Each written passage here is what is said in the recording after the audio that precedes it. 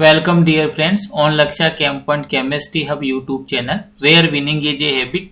In the previous session we discussed about ionic bond. Now we are going to discuss about covalent bond. तो देखिए सबसे पहले अपन यहाँ पर ये डिस्कस करेंगे कि कोवलेंट बॉन्ड के फॉर्मेशन के लिए क्या क्या कंडीशन की रिक्वायरमेंट है। तो अगर अपन सबसे पहले बात करें, जब अपन ने पढ़ा था आयोनिक बॉन्ड तो वहां पर कौन सा फिनोमिना होता था, complete transfer of electron takes place in ionic bond but in covalent bond equal number of electron is shared by the atom. Meaning यहाँ पर आपको पहला पॉइंट ये ध्यान रखना है, कोवलेंट बॉन्ड के अंदर कौन सा फिनोमिना होता है, तो आपको ध्यान रखना है यहाँ पर होता है आपके शेयरिंग ऑफ इलेक्ट्रॉन। मीन जब भी आपकी इलेक्ट्रॉन की शेयरिंग होगी वहां पर कौन से बॉन्ड का फॉर्मेशन होगा, आपके कोवलेंट बॉन्ड का फॉर्मेशन होगा। सेकंड थिंग आती है कि कोवलेंट बॉन्ड मीनिंग जितने इलेक्ट्रॉन की शेयरिंग होती है वो आपके किसको रिप्रेजेंट करता है, कोवेलेंसी को। तो सेकंड पॉइंट आपको ये ध्यान रखना है, number of shared electron meaning जितने इलेक्ट्रॉन की शेयरिंग हुई है वो किसके इक्वल होता है, आपके कोवेलेंसी को रिप्रेजेंट करता है। मीनिंग कोई भी एटम अगर मान लीजिए वो एटम है 3 इलेक्ट्रॉन को शेयर कर रहा है तो उस वाले एटम की कोवेलेंसी की वैल्यू कितनी आ जाएगी, 3 आ जाएगी। मीनिंग जितने नंबर में इलेक्ट्रॉन की शेयरिंग हो रही है वही उसको किसको रिप्रेजेंट करता है, कोवेलेंसी को रिप्रेजेंट करता है। थर्ड थिंग आपको यहाँ पर ये अंडरस्टैंड करनी है कि मान लीजिए मेरे पास 2 एटम है और दोनों एटम मीनिंग क्या है, बोथ जो एटम है उनका नेचर सेम है। मीनिंग कौन सा हो गया, आपके होमो एटम है। क्लियर है। सेकेंड वाले एग्जांपल की बात करूं कि मेरे पास दोनों एटम क्या है, different, meaning both atoms are different. तो यहाँ पर भी क्या हो रहा है, आपके एटम की क्या हो रही है, एटम की मिड में क्या हो रही है, शेयरिंग ऑफ इलेक्ट्रॉन, और यहाँ पर भी क्या हो रही है आपकी शेयरिंग ऑफ इलेक्ट्रॉन। तो यहाँ पर भी कोवलेंट बॉन्ड का फॉर्मेशन होगा और इस जगह भी कौन से बॉन्ड का फॉर्मेशन होगा, कोवलेंट बॉन्ड का फॉर्मेशन होगा। अब इंपॉर्टेंट थिंग आपको यहाँ पर ध्यान रखनी है क्या, if electron negativity of both atoms, if electronegativity of both atoms are same, meaning जब भी इलेक्ट्रोनेगेटिविटी दोनों एटम्स की क्या होगी, सेम होगी, उस वाली कंडीशन में जो कोवलेंट बॉन्ड इसका नेचर कैसा होगा। तो आपको ध्यान रखना है कि जब दोनों एटम की इलेक्ट्रोनेगेटिविटी क्या है, सेम है, तो उस वाली कंडीशन में जो बॉन्ड है उसका नेचर कैसा होगा, नॉन पोलर बॉन्ड होगा। कौन सा बॉन्ड होगा, नॉन पोलर बॉन्ड होगा।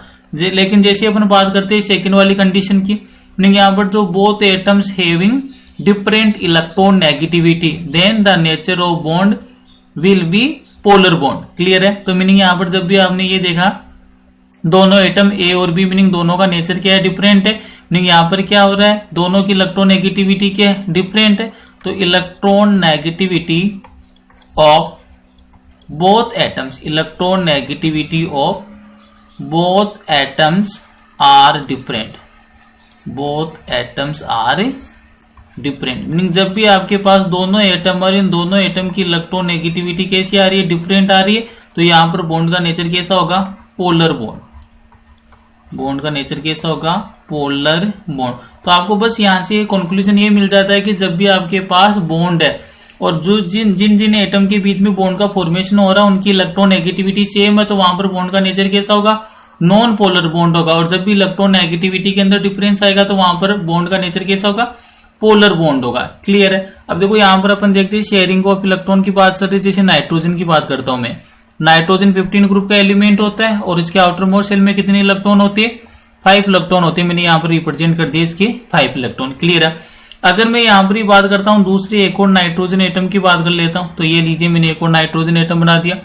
ये नाइट्रोजन भी कौन से ग्रुप का एलिमेंट होता है, 15 का, मीनिंग इसके आउटर मोस्ट शेल में भी कितने इलेक्ट्रॉन होते हैं, 5। तो इसको मैं क्रॉस से रिप्रेजेंट कर रहा हूं इसके इलेक्ट्रॉन को, 1 2 3 4 एंड 5।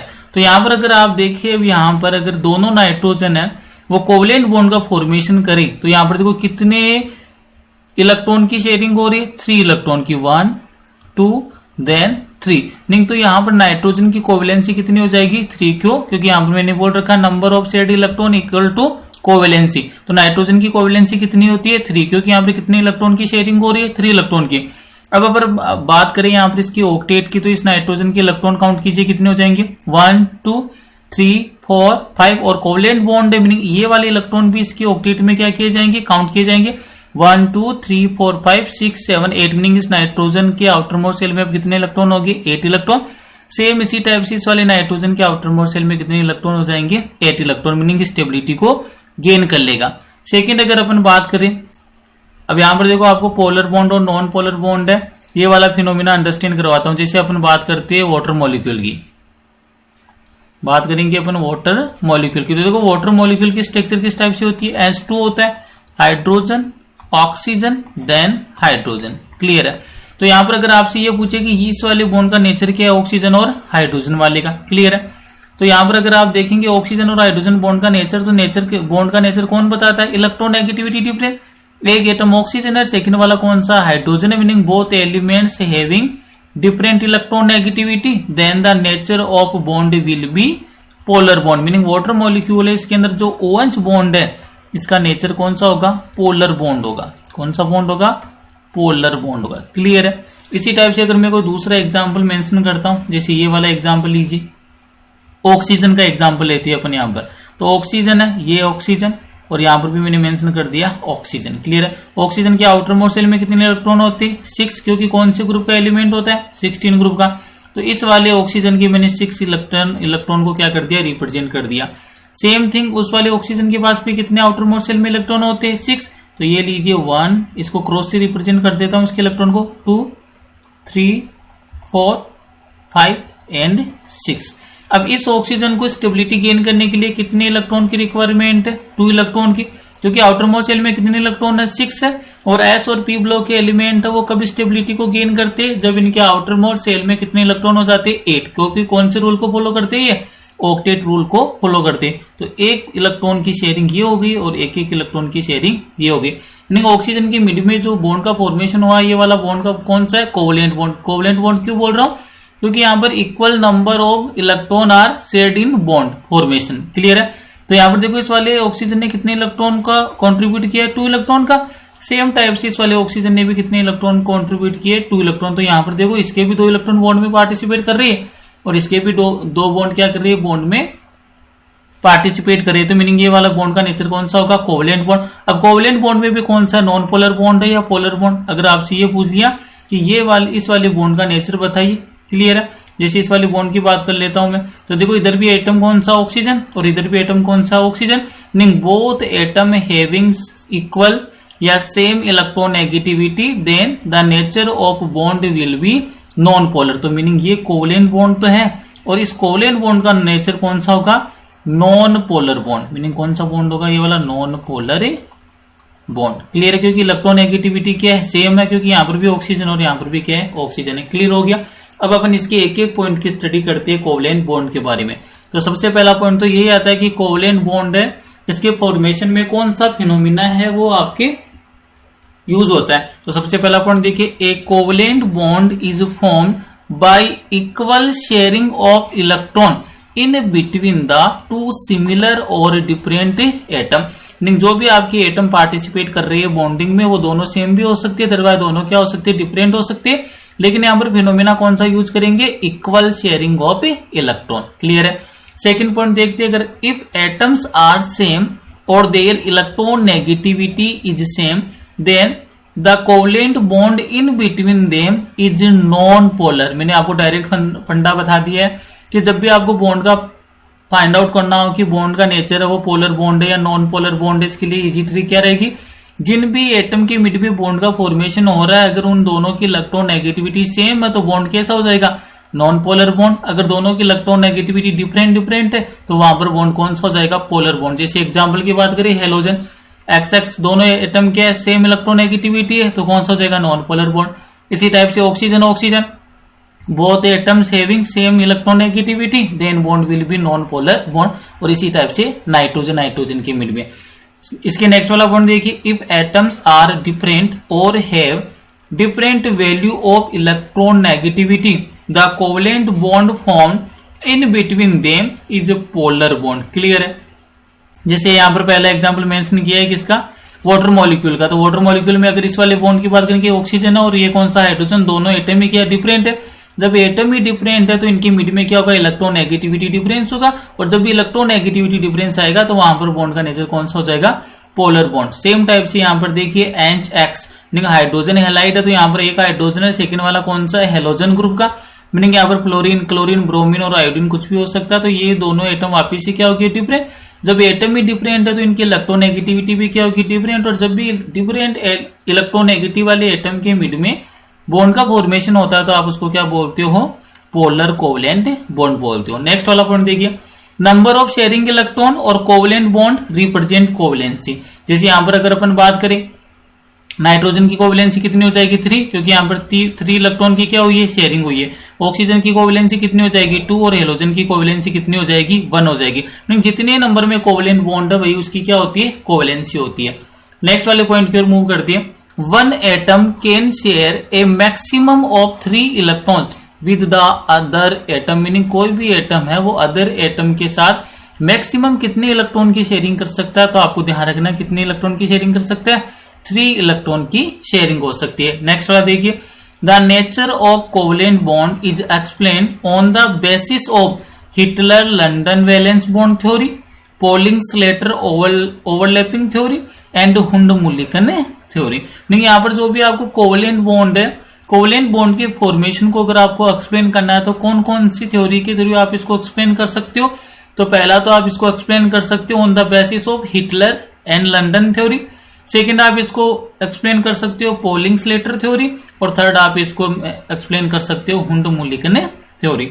नेक्स्ट वाला पॉइंट देखिए, orbital concept of covalent bond was introduced by Heitler and London. According to this concept, covalent bond is formed due to half filled atomic orbitals having electrons with opposite spin to each other. Meaning यहाँ पर क्या होता है, जब भी आपकी covalent bond का formation होता है तो उसके लिए आपको क्या चाहिए, half filled meaning unpair electron चाहिए, और उन अनपेयर इलेक्ट्रॉन की जो spin due to overlapping the potential energy of system will be decrease. ये वाली बात अपने जब अपने केमिकल बॉन्डिंग स्टार्ट किया था वहां पर भी देखी थी कि जब भी बॉन्ड का फॉर्मेशन होता है तो सिस्टम की पोटेंशियल एनर्जी क्या होती है, डिक्रीज होती है। और जब भी केमिस्ट्री में किसी भी सिस्टम की पोटेंशियल एनर्जी डिक्रीज होती है मीनिंग उसकी स्टेबिलिटी क्या हो जाती है, इंक्रीज हो जाती है। नेक्स्ट वाले अगर पॉइंट की बात करें, the inter nuclear distance with maximum overlapping and greater decrease of potential energy is known as bond length. Meaning bond length का मीनिंग क्या हो जाएगा, आपको वह डिस्टेंस चाहिए किनके बीच में, जो भी आपके एटम्स है उनके न्यूक्लियर के मिड में, जिसको अपन कौन सी डिस्टेंस बोलते हैं, इंटर न्यूक्लियर डिस्टेंस। तो जहां पर भी इंटर न्यूक्लियर डिस्टेंस है, कौन सी इंटर न्यूक्लियर डिस्टेंस को अपन बॉन्ड लेंथ बोलेंगे, जहां पर मैक्सिमम तो क्या हो, ओवरलैपिंग को, मीनिंग ओवरलैपिंग का फिनोमिना क्या होता है, मैक्सिमम, और वहां पर जो पोटेंशियल एनर्जी सिस्टम की क्या हो जाए, ग्रेटर डिक्रीज हो जाए, उसी को आप क्या बोलते हो, बॉन्ड लेंथ बोलते हो। ये सेम टाइप की जो अपन ने स्टोरी देखी थी किसके अंदर, केमिकल बॉन्ड का जो स्टार्टिंग का लेक्चर था, इंट्रोडक्शन ऑफ केमिकल बॉन्डिंग, वहां पर देखा था। सेम यहाँ पर देखिए आपके पास ये वाला फर्स्ट न्यूक्लियस हो गया, जैसे H2 मॉलिक्यूल का एग्जांपल लेके चलते तो ये हाइड्रोजन का फर्स्ट वाला न्यूक्लियस है जिसको मैंने NJ से रिप्रेजेंट किया, और ये हाइड्रोजन का कौन सा हो गया, सेकंड वाला न्यूक्लियस है जिसको किससे रिप्रेजेंट कर दिया, HB से। और आपको इजीली पता है कि यहाँ पर क्या होता है, न्यूक्लियस, तो ये इस NJ का न्यूक्लियस रहा, और ये किसका न्यूक्लियस, आपके HB का न्यूक्लियस है। क्लियर है। अब देखो दोनों न्यूक्लियस दोनों के ऊपर कौन सा चार्ज लाइज कर रहा है, पॉजिटिव चार्ज, और आपको इजीली पता है सेम चार्ज के मिड में क्या होता है, रिपल्सन, और ऑपोजिट चार्ज के मिड में क्या होता है, ऑलवेज अट्रैक्शन। तो ये न्यूक्लियस है, मीनिंग दोनों के ऊपर चार्ज कौन सा है, पॉजिटिव चार्ज लाइज कर रहा है, सेम चार्ज है, तो इन दोनों के मिड में क्या होगा, रिपल्सन होगा। ठीक इसी टाइप से यहाँ पर मैंने रिप्रेजेंट कर दिया कोई इलेक्ट्रॉन है इसके आउटर मोस्ट सेल में, और यहाँ पर भी मैंने जैसे यहाँ पर रिप्रेजेंट कर दिया कोई भी क्या आपके इलेक्ट्रॉन इसके आउटर मोस्ट सेल में। तो यहाँ पर देखो ये वाला इलेक्ट्रॉन, और यहाँ पर क्या हो गया आपकी ये न्यूक्लियस, तो इलेक्ट्रॉन और न्यूक्लियस के मिड में कौन सा फोर्स यहाँ पर वर्क करेगा, अट्रैक्टिव फोर्स। क्यों, क्योंकि न्यूक्लियस पर कौन सा चार्ज है, पॉजिटिव चार्ज, और इलेक्ट्रॉन पर कौन सा चार्ज होता है, नेगेटिव चार्ज। तो जब भी ऑपोजिट चार्ज है तो वहां पर कौन सा फोर्स लगेगा, अट्रैक्शन फोर्स। क्लियर है। सेम टाइप से अगर मैं बात करूं दोनों के इलेक्ट्रॉन के मिड में, जैसे इसका इलेक्ट्रॉन और इसके इलेक्ट्रॉन दोनों के मिड में कौन सा फोर्स लगेगा आपकी बार, रिपल्सन फोर्स। क्लियर है। तो यहाँ पर ये आपको मेंशन कर रखा है, ये आपके 2 हाइड्रोजन न्यूक्लियस ले रखे हैं और इनके बीच में कौन सा अट्रैक्शन फोर्स लगता है और कब रिपल्सन फोर्स लगता है, इसके बारे में बताया है। ये आपने कंप्लीट डिस्कस कर लिया था इंट्रोडक्शन ऑफ केमिकल बॉन्डिंग में। क्लियर है। नेक्स्ट वाले पॉइंट की अगर अपन मूव करें सबसे इंपॉर्टेंट होता है ये फीचर्स ऑफ कोवलेंट कंपाउंड। जो भी आपके पास कोवलेंट कंपाउंड्स है, जिन भी एटम्स के मिड में कोवलेंट बॉन्ड का फॉर्मेशन होगा, और कोवलेंट फॉर्मेशन के थ्रू कौन से कंपाउंड का फॉर्मेशन होता है, कोवलेंट कंपाउंड का। तो उन कोवलेंट कंपाउंड के क्या फीचर्स है, मीनिंग उनके क्या कैरेक्टरिस्टिक्स है। तो सबसे पहला कैरेक्टरिस्टिक देखते हैं। यहां से ये वाले पॉइंट आपको जरूर अंडरस्टैंड करना है। क्यों? क्योंकि यहां से आपके IIT और नीट एग्जाम में भी डायरेक्ट आपको स्टेटमेंट देता है, और डायरेक्ट वहां से एग्जामिनर आपसे क्वेश्चन पुटअप कर देता है, which statements are true otherwise false. Meaning यहाँ पर आपको स्टेटमेंट का जो इंपोर्टेंस है बड़ा इंपॉर्टेंट है IIT और नीट एग्जाम में भी। तो देखो पहला अगर अपन फीचर देखिए कोवलेंट कंपाउंड का, तो पहला फीचर क्या है, covalent compounds mostly occur in liquid and gaseous stage. तो ये आपको ध्यान रखना, जो भी आपके कोवलेंट कंपाउंड होते हैं, अगर अपन बात करें उनकी जनरल फिजिकल स्टेट की, तो उनकी जनरल फिजिकल स्टेट क्या होगी, या तो लिक्विड स्टेट में होगा, अदरवाइज कौन सी स्टेट फिजिकल स्टेट में होगा, गैसियस फिजिकल स्टेट में होता है। But if molecular weight of the compound is high they may occur in solid state also. लेकिन क्या बोल रहा है, जब भी मान लीजिए कोवलेंट कंपाउंड है और उस कोवलेंट कंपाउंड का मोलिकुलर वेट क्या होता है, हाई होता है, ग्रेटर होता है, तो उस वाली कंडीशन में वो वाला कोवलेंट कंपाउंड उसकी फिजिकल स्टेट क्या हो सकती है, सॉलिड स्टेट हो सकती है। अदरवाइज जनरली जो अगर आपसे फिजिकल स्टेट पूछे कोवलेंट कंपाउंड की, तो वो कौन सी होती है, या तो लिक्विड स्टेट, अदरवाइज कौन सी होती है, गैसियस स्टेट होती है। क्लियर है? एक एग्जाम्पल मेंशन कर रखा है, ग्लूकोज है, तो आपको पता है ग्लूकोज है, इसका जो मोलिकुलर वेट कितना होता है, 180 होता है। क्लियर है? सेकेंड अगर अपन में बात करूं कौन सा, आपकी शुगर, जैसे यहां पर इसने एग्जाम्पल मेंशन कर दिया, जैसे यहां पर आप एग्जाम्पल ले सकते हो सुक्रोज का। क्लियर है? सुक्रोज का फॉर्मूला आपको पता है क्या होता है, सुक्रोज का फॉर्मूला होता है C12H22O11। अगर बात करूं ग्लूकोज, तो ग्लूकोज का क्या फॉर्मूला होता है, ग्लूकोज का फॉर्मूला होता है आपके यहां पर मेंशन कर देता हूं, ग्लूकोज का फॉर्मूला क्या होता है, C6H12O6, ये होता है आपके ग्लूकोज का फॉर्मूला। क्लियर है? तो इसका मोलिकुलर वेट होता है 180 ग्लूकोज का। सुक्रोज की बात करो, जिसको आप शुगर भी बोलते हो, इसका मोलिकुलर वेट होता है कितना, 342। क्लियर है? तो ग्लूकोज होता है, ये क्या होता है, लेस सॉलिड होता है, क्योंकि इसका मोलिकुलर वेट क्या है, लेस है। बात करिए शुगर, तो शुगर क्या होता है, मोर सॉलिड होता है, क्योंकि शुगर का मोलिकुलर वेट कितना है, 342, और जबकि ग्लूकोज का मोलिकुलर वेट कितना है, 180। अगर दोनों का कंपैरिजन करें तो सॉलिड स्टेट में एग्जिस्टेंस किसकी मैक्सिमम होगी, शुगर की होगी। क्यों? क्योंकि इसका मोलिकुलर वेट क्या है, हाई है। तो पहला स्टेटमेंट आपने ये सीखा फीचर्स ऑफ कोवलेंट कंपाउंड में। जनरली कोवलेंट कंपाउंड है, उनका नेचर फिजिकल स्टेट होती है गैसियस, अदरवाइज लिक्विड। अदरवाइज मान लीजिए मोलिकुलर वेट हाई है, तो जो वो वाला आपका कोवलेंट कंपाउंड है कौन सी फिजिकल स्टेट में एग्जिस्टेंस कर सकता है, कौन सी फिजिकल स्टेट के अंदर एग्जिस्ट कर सकता है, सॉलिड स्टेट में भी क्या कर सकता है, एग्जिस्ट कर सकता है। सेकंड पॉइंट देखेंगे इसका, लाइक डिजोल्व लाइक, ये इंपॉर्टेंट स्टेटमेंट है, लाइक डिजोल्व लाइक। जब भी आपका मान लीजिए कोई भी कंपाउंड कैसा होगा, पोलर है तो वो पोलर सॉल्वेंट में डिजोल्व हो जाएगा, नॉन पोलर है तो कौन से सॉल्वेंट में डिजोल्व हो जाएगा, नॉन पोलर में। जैसे अपन बात की थी आयोनिक कंपाउंड के कौन से नेचर के होते हैं, पोलर नेचर के होते हैं। तो वो वाले अगर कंपाउंड ही टोटल पोलर है तो कौन से सॉल्वेंट में डिजोल्व होते थे, polar solvent, just like water. लेकिन यहाँ पर अगर अपन बात करेंगे कोवलेंट कंपाउंड की, तो कोवलेंट कंपाउंड है वो कौन से सॉल्वेंट के अंदर डिजोल्व होती है, सोल्यूबल होती है, तो नॉन पोलर सॉल्वेंट में। तो देखिए यही बोल रहा है, like dissolve like, that is non polar solute dissolve in non polar सोल्वेंट। जो भी आपके सोल्यूट नॉन पोलर होंगे तो उनके लिए सोल्वेंट कैसा होगा, नॉन पोलर सोल्वेंट। अगर मान लीजिए सोल्यूट कैसे पोलर है तो कौन से सोल्वेंट में डिजोल्व होंगे, पोलर सोल्वेंट में। For example carbon tetrachloride CCl4 dissolve in organic सोल्वेंट। Organic सोल्वेंट में डिजोल्व हो रहा है तो आपको ये ध्यान रखना है कि जो मैक्सिमम जो ऑर्गेनिक सोल्वेंट है उनका नेचर कैसा होता है, नॉन पोलर होता है। Similarly polar solute dissolve in polar सोल्वेंट, for example alcohol and ammonia dissolve in water. क्योंकि अमोनिया है, एल्कोहल है, इनका नेचर कैसा होता है, पोलर, तो कौन से सॉल्वेंट में डिजोल्व होंगे, पोलर सॉल्वेंट। और पोलर सॉल्वेंट का एग्जांपल कौन सा हो गया, वाटर मॉलिक्यूल हो गया।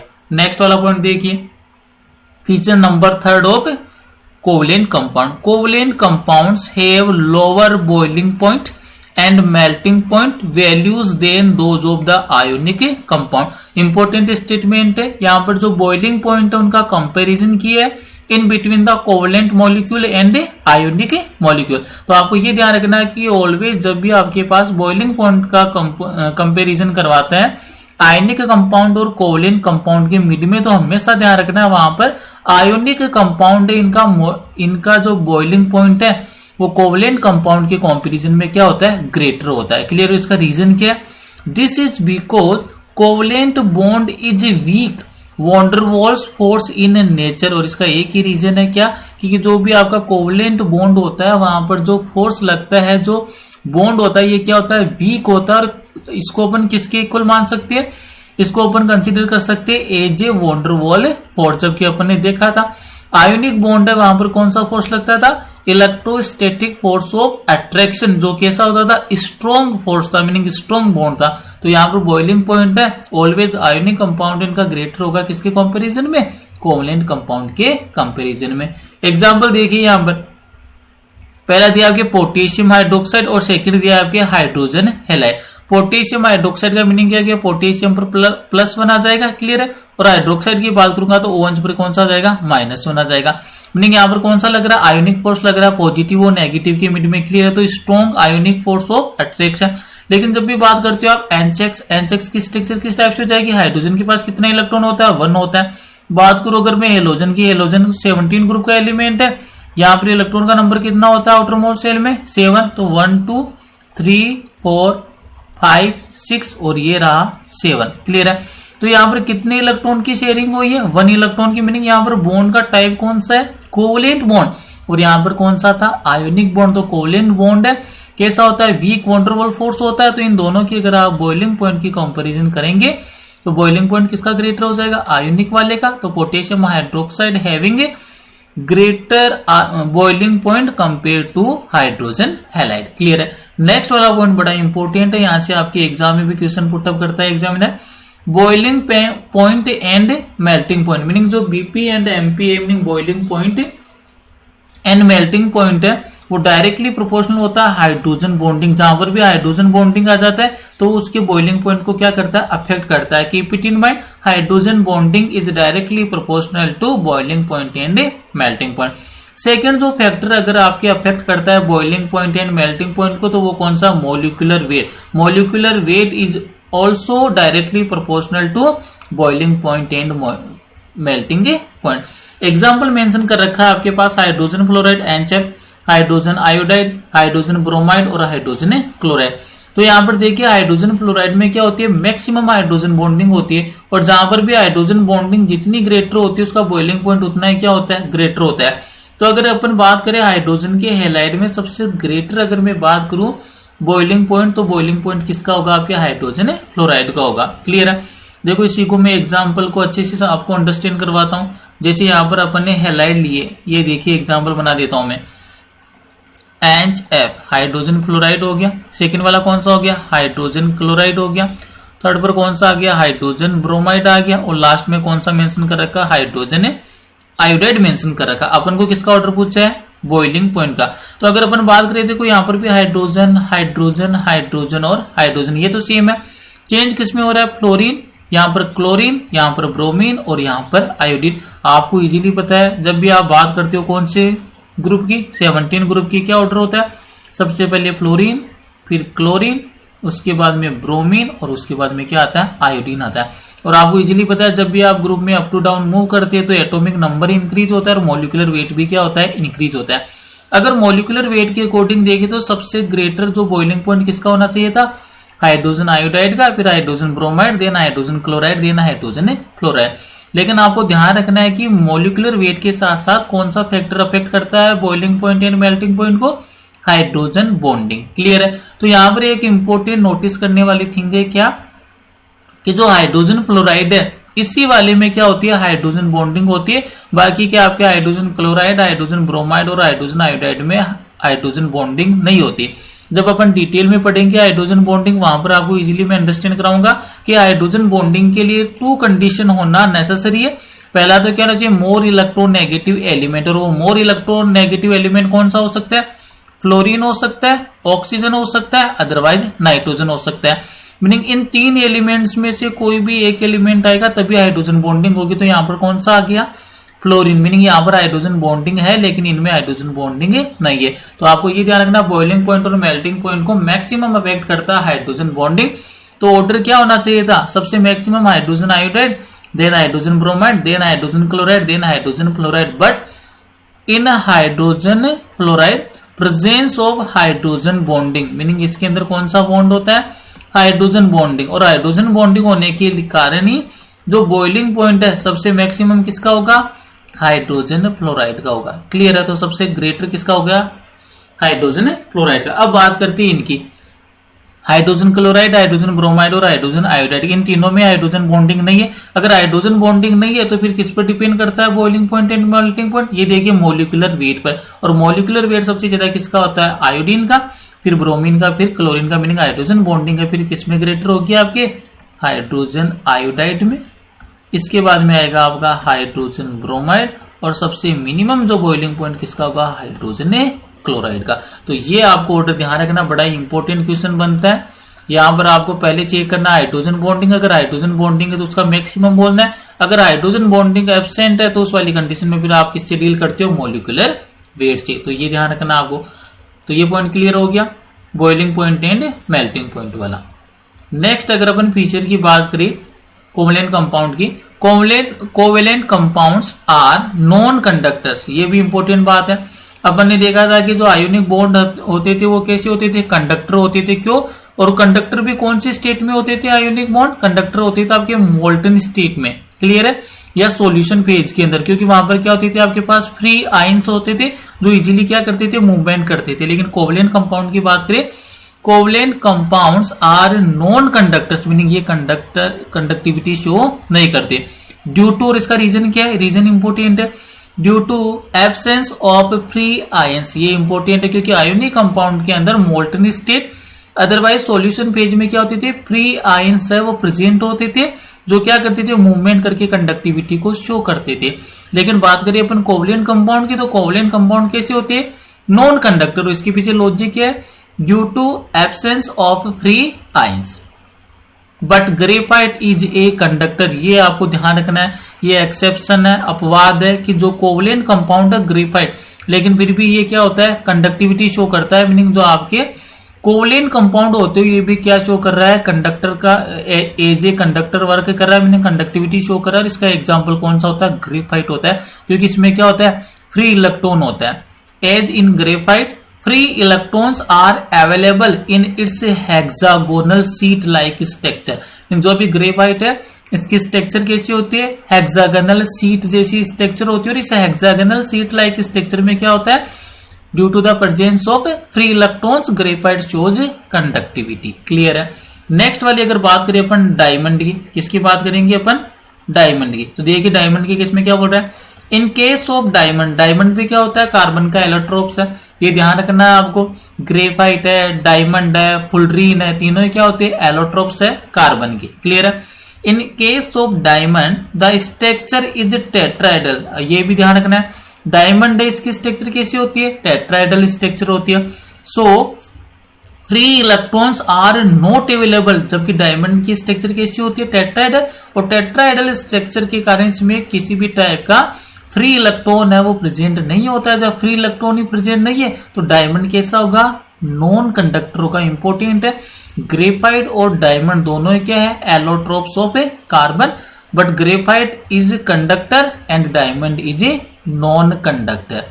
क्लियर है। और इसका रीजन ध्यान रखना है, क्योंकि ग्रेफाइट की जो हेक्सागोनल सीट लाइक स्ट्रक्चर उसमें फ्री इलेक्ट्रॉन प्रेजेंट होता है, जबकि डायमंड है उसकी स्ट्रक्चर कैसी होती है, टेट्राइडल, और उसमें किसी भी टाइप का फ्री इलेक्ट्रॉन वो प्रेजेंट नहीं होता है। नेक्स्ट वाला पॉइंट देखिए, कोवलेंट बॉन्ड इज डायरेक्शनल, ये इंपॉर्टेंट अपन वहां पर देख के आए थे। जो आयोनिक बॉन्ड है उनका नेचर कैसा था, वो नॉन डायरेक्शनल थे। और मैंने वहां पर एक पॉइंट बोला था, जो भी कंपाउंड, जो भी बॉन्ड आपके नॉन डायरेक्शनल होता है वो स्पेस आइसोमेरिज्म शो नहीं करता है। तो वहां पर अपन ने क्लियर बोला था, ionic bond is non directional in nature, so ionic bonds can not show space isomerism. और यहां पर उसका क्या हो जाएगा, जस्ट ऑपोजिट। क्यों, क्योंकि कोवलेंट बॉन्ड है वो कैसे नेचर का है, डायरेक्शनल कैरेक्टर का है। देखो यही पॉइंट है, covalent bond is directional, so these compounds can shows space isomerism. और डायरेक्शनल कैरेक्टर का होने के कारण ही जो आपका कोवलेंट कंपाउंड है क्या शो करती है dear friends, space isomerism. Last point देखिए इसका कोवलेंट कंपाउंड का, when cation and anion are close to each other the shape of anion is distorted by the cation। बड़ा इंपॉर्टेंट बात है, क्या बोल रहा है कि जब भी कैटाइन और एनाइन क्या होती है, क्लोज होती है एक दूसरे के, ठीक है, क्लोज टू ईच अदर होती है, तो उस वाली कंडीशन में क्या होता है, जो एनाइन का जो शेप है उसको डिस्टोर्टेड कर देता है कौन, कैटाइन। क्लियर है, this is known as polarization, और इसी को क्या बोलते हैं, पोलराइजेशन। तो पोलराइजेशन का मीनिंग क्या हो गया, कैटाइन के थ्रू जो एनाइन है उसके जो इलेक्ट्रॉनिक क्लाउड है, एनाइन का इलेक्ट्रॉनिक क्लाउड है उसका डिस्टोर्शन हो जाता है कैटाइन के थ्रू, इसी को क्या बोलते हैं, पोलराइजेशन बोलती है। Due to this covalent nature develops in an ionic molecule, और इसके लिए हमेशा ध्यान रखना है जो भी आपके पास आयोनिक मॉलिक्यूल है उस आयोनिक मॉलिक्यूल में कौन से कैरेक्टर डेवलप हो जाते हैं, कोवलेंट नेचर है वो क्या हो जाता है, डेवलप हो जाता है। मीनिंग जितना कैटाइन है वो एनाइन के इलेक्ट्रॉन क्लाउड को डिस्टोर्टेड करेगा उतना ही उस आयोनिक बॉन्ड में कौन सा कैरेक्टर आ जाएगा, कोवलेंट कैरेक्टर आ जाएगा। तो ये एक इंपॉर्टेंट स्टेटमेंट यहां पर जनरेट होता है, कौन सा, polarization is directly proportional to covalent nature. Meaning जितना ज्यादा पोलराइजेशन होगा, मीनिंग जो कैटाइन है एनाइन की इलेक्ट्रॉनिक क्लाउड को जितना ज्यादा डिस्टोर्टेड करेगा उतना ही उसमें क्या आएगा, कोवलेंट नेचर आएगा। और अपन को पता है covalent nature is inversely proportional to ionic nature. Meaning अगर मान लीजिए बॉन्ड के अंदर कोवलेंट कैरेक्टर डेवलप हो रहा है तो आयोनिक कैरेक्टर क्या हो जाएगा, ऑटोमेटिक क्या हो जाएगा, डिक्रीज हो जाएगा।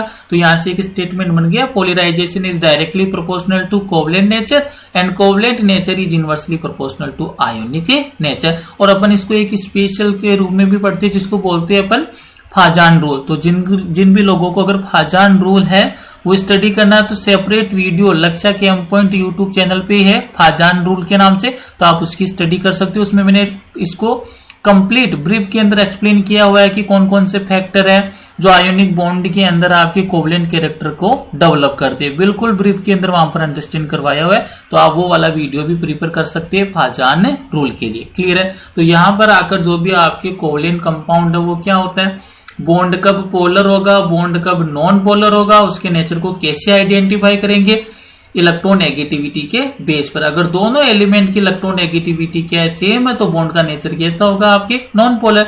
अगर both atoms having different electronegativity then the nature of bond will be polar bond. Clear है, इसके बाद में अपन ने क्या देखा कि इसके फीचर्स देखिए, कोवलेंट बॉन्ड के क्या क्या फीचर्स होती है, ये कैसे होती है, डायरेक्शनल होते हैं, मीनिंग स्पेस आइसोमेरिज्म शो करते हैं। इनका बॉइलिंग पॉइंट है वो आयोनिक कंपाउंड के कंपैरिजन में क्या होता है, लेस होता है। कंडक्टिविटी कैसी शो करती है, जो जनरली जो आपके कोवलेंट कंपाउंड है वो कैसे होते हैं, आपके नॉन कंडक्टर होते हैं। क्यों, due to the absence of free electron. लेकिन ग्रेफाइट एलोट्रोप है कार्बन का, वो क्या होता है, कंडक्टिविटी शो करता है। क्यों, क्योंकि वहां पर क्या अवेलेबल होता है, फ्री इलेक्ट्रॉन अवेलेबल होता है। और स्ट्रक्चर कैसी होती है ग्रेफाइट की, hexagonal sheet like structure. Diamond भी क्या होता है, कार्बन का एलोट्रोप है, लेकिन ये क्या होता है, नॉन कंडक्टर होता है। डायमंड की स्ट्रक्चर कैसी होती है, टेट्राइडल। और नॉन कंडक्टर होने के पीछे लॉजिक क्या होगा, क्योंकि यहाँ पर क्या होगा, कोई भी फ्री इलेक्ट्रॉन है वो अवेलेबल नहीं होता है। तो यहाँ पर आकर अपना आज जो कोवलेंट बॉन्ड है और फीचर्स ऑफ कोवलेंट बॉन्ड है वो कंप्लीट हो गया।